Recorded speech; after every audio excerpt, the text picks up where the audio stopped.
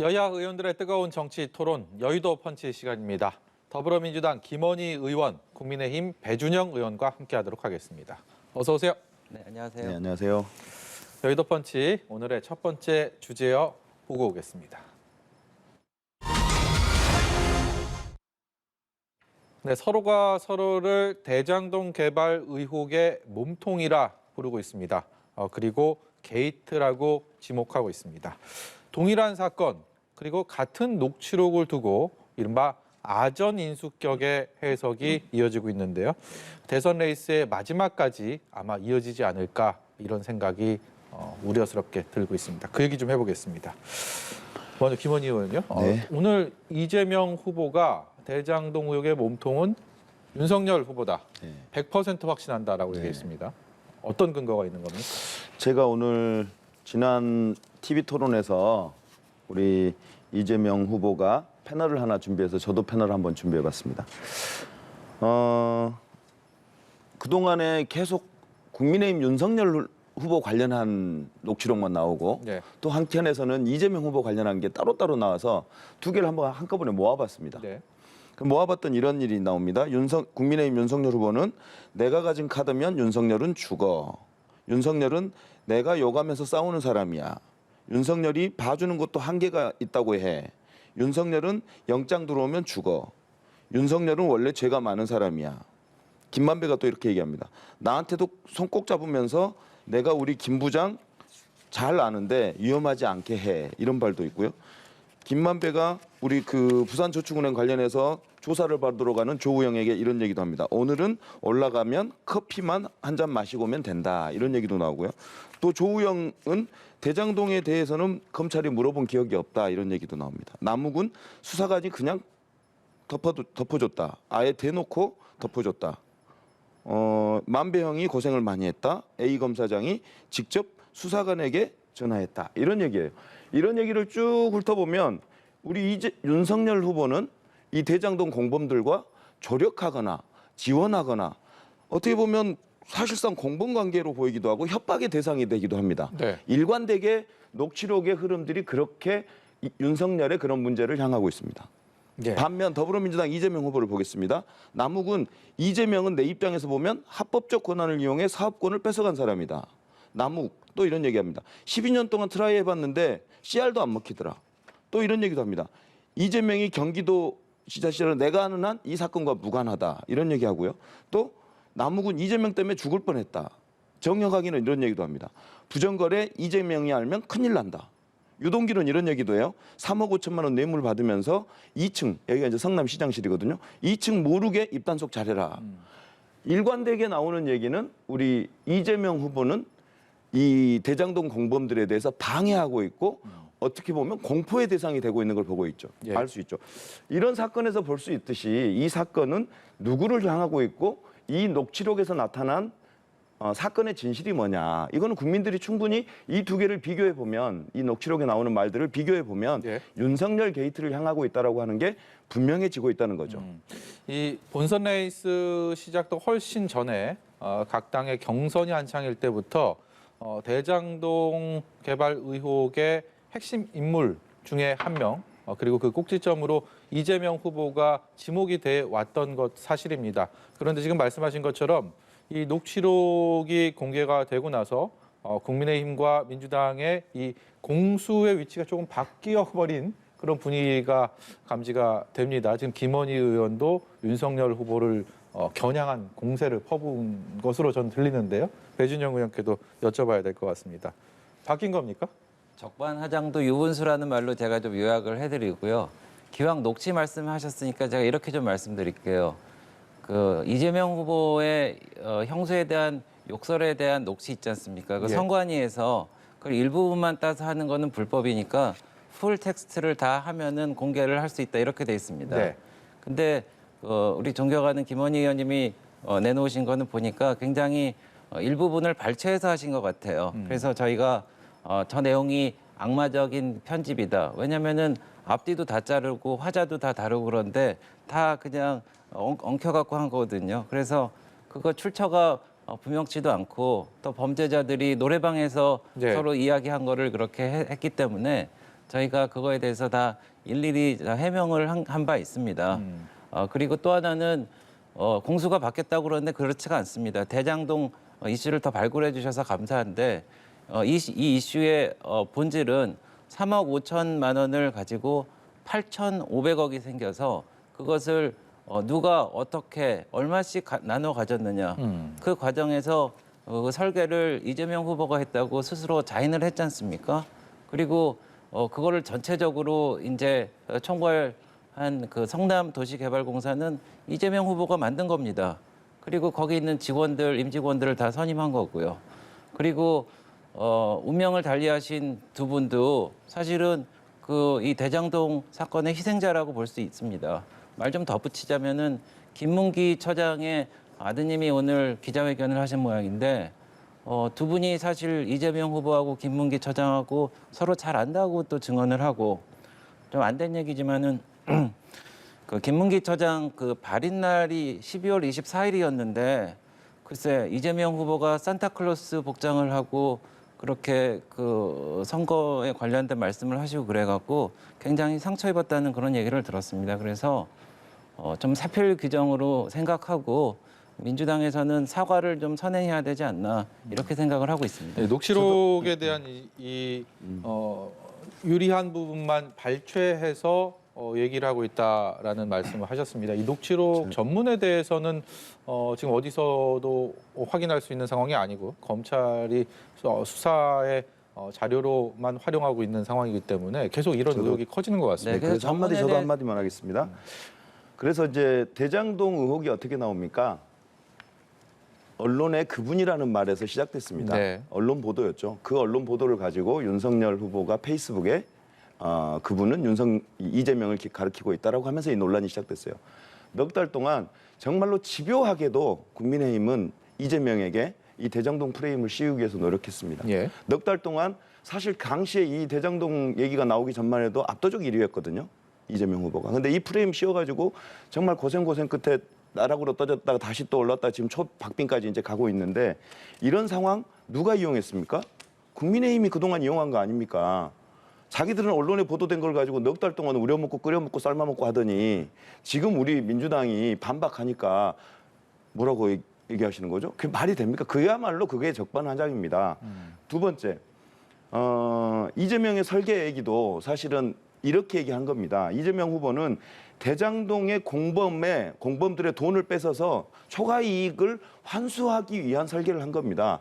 반면 지금 드러나고 있는 진실은 윤석열 후보가 대장동의 공범들을 뒤를 봐주는 설계를 했다는 게 드러나고 있는 거 아닙니까? 또 세 번째, 이 논란 끝에 지금 새롭게 등장하고 있는 녹취록을 보면 뭐 그 이른바 누님을 동원해서 그 김만배의 누님을 동원해서 윤석열 부친의 집을 사주는 과정까지 지금 등장하고 있는 거잖아요. 네. 아주 세세하게 나오잖아요. 그 녹취록은. 이런 걸 봤을 때 이거는 윤석열 게이트라고 명명하는 게 분명하다 이렇게 생각하는 거죠. 예. 네. 그래서 저는 뭐 녹취록을 자꾸 얘기하고 싶지는 않습니다. 왜냐면은 녹취라는 거는 굉장히 사실 신뢰고 독일이나 프랑스 같은 데는 서로 대화를 하더라도 녹취를 하면 범법이 됩니다. 그럼에도 불구하고 계속 녹취를 말씀하시니까 이제 녹취에 대해서 말씀드릴게요. 그 월간 조선에서 엊그제 보도한 또 녹취록에 의하면은 김만배 씨가 이재명 게이트 때문에 그리고 정영학 회계사가 예라고 대답했습니다. 녹취록 좋아하시니까 설명을 한번 해주셔야 될 것 같은데 네. 어제 그 민주당 강훈식 전략기획본부장이신가요? 이분이 그 게이트라는 거는 입구에서 지키는 것을 게이트라기 때문에 네. 이재명 후보가 지키려고 그랬다는 걸 얘기한다고 그럽니다. 그래서 이렇게 지금 혼탁하게 지금 선거가 진행되고 이 진실 규명이 어렵습니다. 그래서 저희가 특검을 하자고 지난 9월 23일 날 요청을 했는데 민주당에서는 이런저런 차일피일 미루다가 아무것도 지금 하지 않고 있거든요. 그래서 국민들이 이제 결국은 이 대장동 사건의 몸통은 누구인가? 저는 여론조사를 한번 해보자고 제안 드리고 싶어요. 뭐 하여간 그런 방법도 그러면은 좋고요. 그 법으로 밝히지 않는 거에 대해서 그 아마 국민들이 어떤 그 생각을 갖고 어디를 단죄해야 되는지 그거는 뭐 드러나지 않을까 그렇게 네. 생각을 합니다. 말씀 주신 김만배 씨가 한 이재명 게이트라고 하는 말을 이제 드디어 하나 잡으신 거죠. 좋습니다. 그 얘기 전에 그러면 그 한마디, 그 한 이재명 게이트라고 하는 한 줄 말고요. 그동안 이 대장동 사건의 주범들, 김만배, 남욱, 정영학 등등 아니겠습니까? 이분들이 지금 이재명에 대해서 한 얘기를 다시 한번 상기시켜 드립니다. 이재명은 내 입장에서 보면 합법적 권한을 이용해 사업권을 뺏어간 사람이다. 12년 동안 트라이했는데 CR도 안 먹힌다. 이재명 때문에 죽을 뻔했다. 계속 예를 들어 4번, 5번 나오는데 거의 대부분의 말이 대장동 공범들을 방해하고 그들의 이익을 뺏어오려고 하고 심지어 그들을 공포의 대상으로 느끼게 이재명이 그 사람들이 이재명을 공포의 대상으로 느끼게 만들어주고 있단 말이죠. 딱 한 줄 나와요. 이재명 게이트. 그래서 그게 언제 나왔나 한번 저희들이 조사해 봤어요. 그랬더니 이 발언이 2020년 10월 26일이에요. 그래서 이게 사흘 전에 무슨 일이 있었냐면 이재명 후보가 2년여 가까이 끌어왔던 선거법에서 무죄 판결이 대법에서 무죄 판결 난 날입니다. 저희들이 추측해 보건데 모르죠. 이분들이 자기들끼리 나눈 얘기니까 정확한 취지야 진짜 진실은 다 검찰 조사를 해봐야 다 드러날 텐데 어쨌든 저희가 추정컨대 이재명 게이트라고 하는 말의 취지는 이 후보의 선거법 위반을 지칭하는 것 아니겠느냐라고 저는 추측해 봅니다. 네. 네, 제가 한 말씀 좀 덧붙이자면은 지금 이재명 후보가 대장동 관련해서 혹시 1대1 토론하자고 하셨는지 모르겠는데 저희도 1대1 대장동 관련해서 토론하자고 그랬습니다. 네, 네, 하시죠. 근데 그때 이재명 캠프 쪽에서 조건이 있었어요. 자료를 갖고 나오면 안 된다는 겁니다. 네. 그런데 아이러니하게도 이재명 후보도 이렇게 피켓을 들고 나오고 의원님께서도 피켓 들고 나오시고 그런 다음에 다시 하자고 그러니까 공수가 바뀐 게 아니고 지금 처지가 바뀌어서 그렇게 된 거 아닌가 그런 생각을 좀 해보게 됩니다. 그러니까요.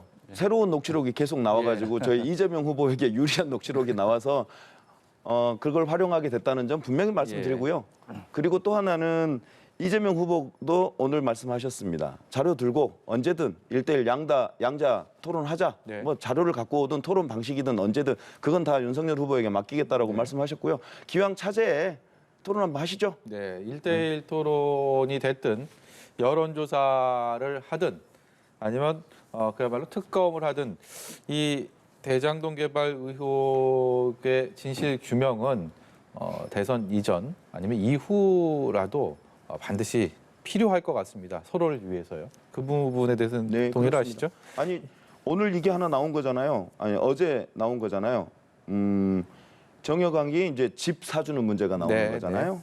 이거는 정말로 특검해서 밝혀야 되는 거 아닙니까? 알겠습니다. 특정인을 특정할 수는 없지만 예. 그 쭉 흐름을 보면 누구를 향하는지 딱 나오고 있잖아요. 알겠습니다. 국민들은 다 알고 계실 거라고 믿습니다. 네, 대장동 관련 아전 인수 주제어는 여기까지 토론을 해보고요. 두 번째 주제어로 넘어가 보도록 하겠습니다. 두 번째 주제어 보여주세요. 네, 호남입니다. 역대 대선에서 호남이라는 지역이 이렇게 주목을 받았던 적이 있었던가라는 생각이 듭니다. 보수 정당인 국민의힘이 공을 들이고 있는 호남, 그리고 텃밭의 표심은 흔들리지 않을 거라고 자신하고 있는 집권 여당 민주당. 호남의 최종 선택 결과 사뭇 궁금해지는 대선입니다. 이 얘기 해보도록 하겠습니다. 광주에 없는 복합 쇼핑몰 유치하겠다라고 기치를 올렸습니다. 처음 윤석열 후보가.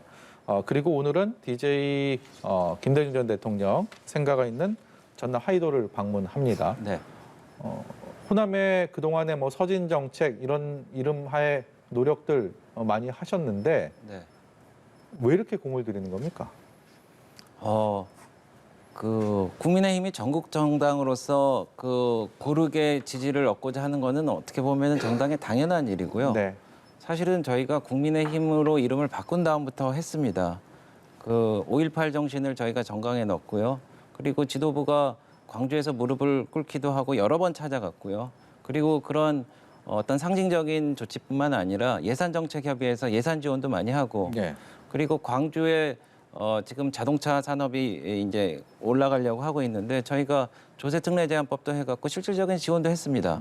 그래서 저희는 그렇습니다. 호남의 어떤 단편적인 표심을 얻는 게 아니고요. 저희가 전국 정당으로서의 수권 정당으로서 저희가 대통령 선거에서도 이기고 그러려면은 호남 민심을 이기지 않고 그게 진정한 대통령이라고 할 수 있겠습니까? 네. 네.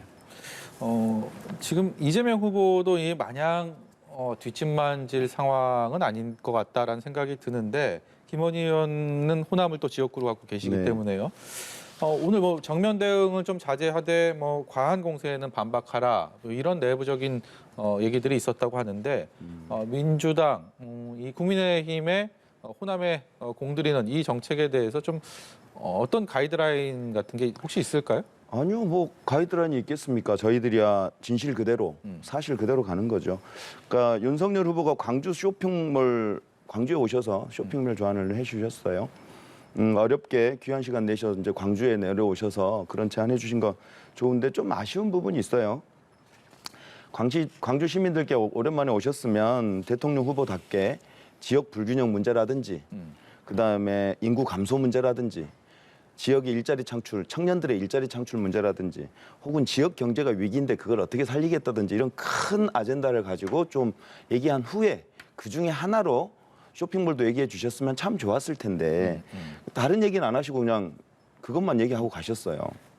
근데 그 사건을 뒤집어 봤어요. 제가 찾아봤어요. 그랬더니 2015년에 광주시하고 신세계가 이제 MOU를 체결합니다. 복합 쇼핑몰을 하기로. 근데 이 건립 계획 안에 CUG가 들어가 있었어요. 근데 이 CUG가 특혜 시비가 붙습니다. 지역 내에서, 지역 언론과 이런 그 내에서. 그래서 이제 이 특혜 시비가 붙으니까 이제 특혜를 주면 안 되잖아요. 예. 이제 거기에 덧붙여서 지역 주민들, 소상공인들, 자영업자들, 그 다음에 저 전통시장 상인들 이런 분들이 반대를 해요. 그래서 이제 사회적 합의를 도출해 내야 되는데 그 과정이 실패했다는 겁니다. 그 사회적 합의에 실패하면서 사실은 이제 스톱됐는데 거기에 하나가 더 있습니다. 2015년인데요, 이 사건이. 박근혜 정부가 당시에 재래시장을 보호하기 위해서 대형 유통업체에 대해서 규제를 합니다. 예를 들어 영업시간 규제도 하고 전통시장에서 몇 킬로 이내에는 대형 유통물을 못 두게 하는 그런 법들이 등장하기 시작합니다. 그러면서 사실은 사업성이 많이 약해지죠. 그래서 철수하거든요. 이런 사실을 다 아실 텐데 그거를 이렇게 특유의 그 뭐 민주당의 반대로 사업이 무산됐다고 거짓말을 하시면 안 되는 거죠. 그래서 오히려 이런 윤 후보가 이런 갈등을 이용해서 이렇게 갈라치기 하기보다는 이거 광주의 어떤 근본적인 지역의 불균형 문제, 청년들의 일자리 창출 문제 이런 것들에 좀 더 집중해서 얘기를 해주셨으면 훨씬 좋았을 거다 이렇게 예. 생각이 듭니다. 예, 쇼핑몰이 건립되지 않았던 이 사유에 대해서 세세하게 김원희 의원이 설명을 해주셨는데 윤 후보가 이 부분을 몰랐을까요? 어떻습니까? 아, 네. 그 쇼핑몰이 있어야 됩니다. 당연히 있어야 되죠. 예. 그런데 그 아까 그 긴 말씀을 해주셨는데 광주에는 없고요. 2013년도에 순천에 만들려고 했는데 없고 16년도에 전주에서 추진하려고 했는데 안 됐고 18년도에 완주, 20년도에 익산, 여수 다 안 됐습니다. 쇼핑몰은 말이죠. 요즘같이 추운 날 이렇게 나들이 하고 가족들과 생활을 같이 하기에 굉장히 좋은 네. 시설이에요. 네. 예, 그러니까 시민들만 생각하면은 당연히 그런 시설을 만들어야 되는 거는 어떻게 보면 당연합니다. 근데 제가 알기로는 이 민주당 정부도 그렇고 광주시도 그렇고 일부 시민단체와 어떤 독점적인 뭐 모르겠습니다만은 뭐 그게 있어갖고 이걸 반대해 와갖고 시민들한테 그런 혜택을 주지 못하고 이제 와갖고 이제 핑계를 대니까 저희가 진짜 뭐라 그러죠? 이제 it's stupid is 뭐 economy라고 하듯이 사람들아 자기들이 독점적인 그런 그 정치적인 아성만 만들지 말고 이제는 정말로 그 시민들을 좀 바라봐라 그런 취지로 저희가 얘기를 한 거고요. 네. 그래서 이제 저희 보고 무슨 갈라치기니 뭐니 이렇게 말씀을 하시는데 저희는 광주 시민들 그리고 전남 전북 도민들이 정말 그 편하고 그 윤택한 생활을 할 수 있게 그게 서포트하는 일이 정치의 그 목적이라고 생각하고 민주당이 하지 못하면은 우리 국민의힘이 하겠습니다. 네. 다시 한번 말씀드리지만 2015년에 박근혜 정부 시절에 네. 소상공인과 전통시장이 너무 어려웠어요, 당시에. 그래서 그들을 보호하기 위해서 대규모 유통센터가 들어올 때는 거리 제한이나 영업 제한을 분명히 뒀습니다. 예. 그런 것들이 도입되기 시작하면서 기업 입장에서는 큰 이문이 안 남는 거예요.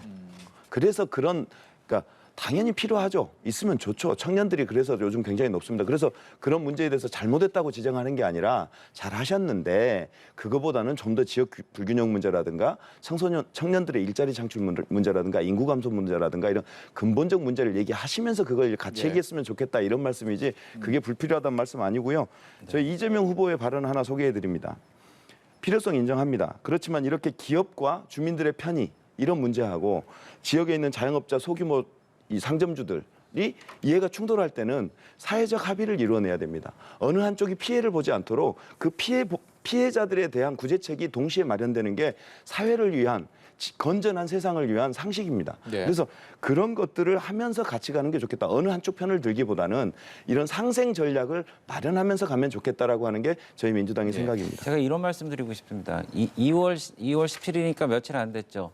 그 더불어민주당 광주시당 위원장께서 지금은 그 복합 쇼핑몰을 논할 때가 아닙니다. 지금은 소상공인에 대한 지원을 논할 때입니다. 이렇게 말씀하셨어요. 그러니까 아직 그 죄송한 얘기지만은 좀 더 정신을 차려야 된다 이런 말씀을 좀 공언을 드리고요. 그리고 소상공인 자영업자 지원을 한다고 저희가 71년 만에 1월 추경을 했지 않습니까? 저희는 300만 원이 방역 지원금이 부족하다고 그래서 1,000만 원으로 늘리자고 그랬어요. 그런데 그런 거를 이래저래 뭐 시간 걸린다, 발목 잡기 한다 그래갖고 새벽 2시에 해치워 버리고 그리고 진실로 그 소상공인을 생각한다 그러면은 손실보상법 이런 것도 180석이나 되는 여당에서 척척 해줘야 되는데 그거 저희 최승재 의원이나 저희 의원들이 단식 투쟁하면서 얻어낸 겁니다. 그러면서 지금 뭐 소상공인 보호한다고 그런 말씀을 하시면은요 아마 이해를 못할 거예요. 예. 근데 예. 뭐 갑자기 이제 추경 얘기를 하셔서 흘러갔습니다. 사실은 저희들도 1,000만 원 주는 거 좋습니다. 찬성합니다. 근데 정부가 동의 안 해주잖아요. 예. 뭐 정부 여당이긴 하지만 기재부가 갖고 있는 소신들이 있는 겁니다. 네, 그걸 존중해야죠. 예, 추경 그래서 얘기는 그래서 좀 주제에서 좀 벗어나고 있는데 아니 갑자기 1,000만 원 주면 좋은데 네. 근데 문제는 물에 빠져 죽기 직전인데 이쁜 구명조끼 만들고 구명정 만들어서 던지려고 하는 것보다는 빨리 옆에 있는 못생긴 밧줄이라도 던져주는 게 네. 그게 그게 상식 아닐까요? 예, 알겠습니다. 추경 얘기는 여기까지 여기까지 하도록 하겠습니다. 하고요. 네. 쇼핑몰 공약에 이어서 2탄, 3탄도 준비하고 있다. 이준석 대표 얘기입니다. 배준영 의원 말씀 도중에 이제 하단 자막을 통해서도 저희가 보여드렸는데 뭘 준비하고 계십니까?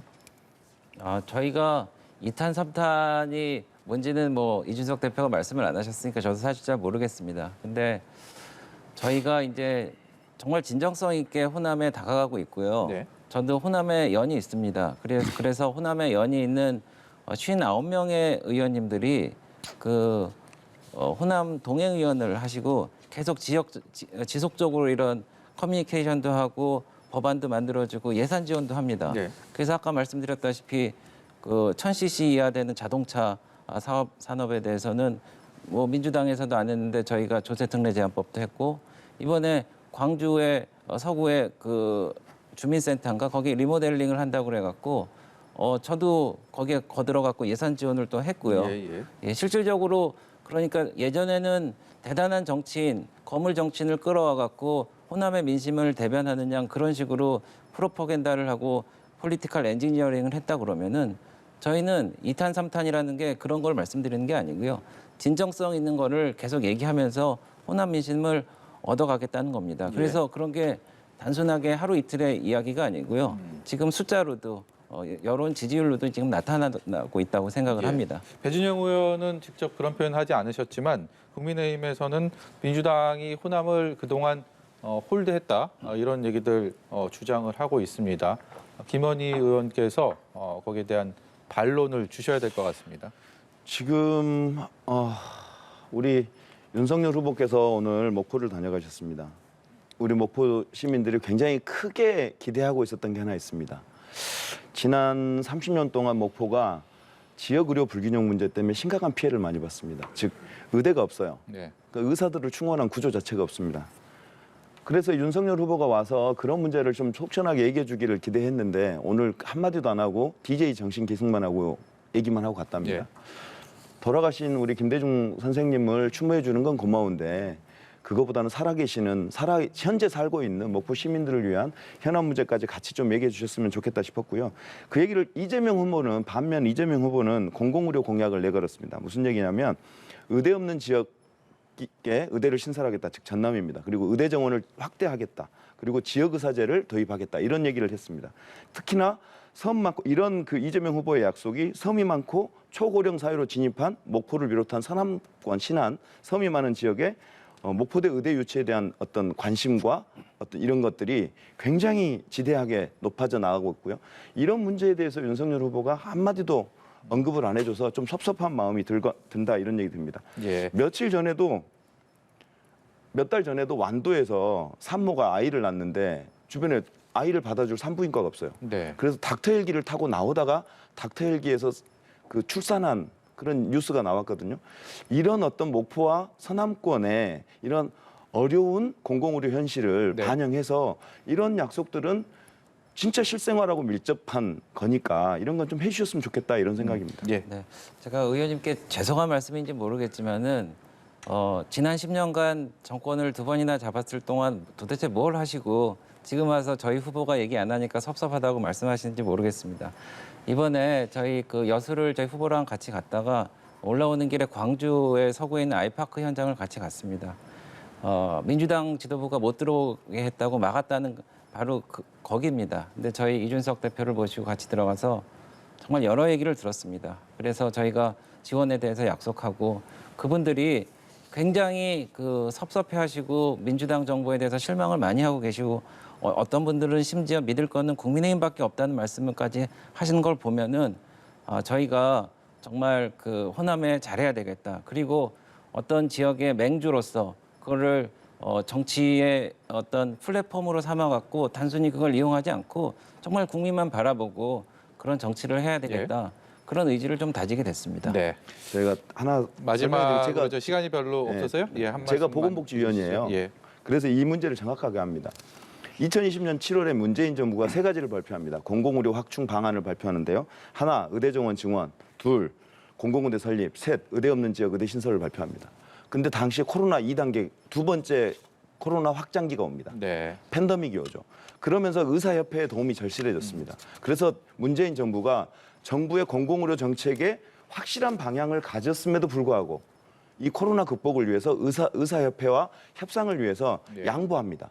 그런 과정에서 늦어진 점이라는 것을 다시 한번 네. 말씀드립니다. 알겠습니다. 호남의 민심 결국 14일 뒤에 어떤 결과로 나오게 될지 국민의힘이 기대하고 있는 30% 선을 이루게 될지 아니면 민주당 늘 그래왔듯 민주당에 대한 믿음을 보여줄지 그 또한 이번 대선의 관심사로 생각이 됩니다.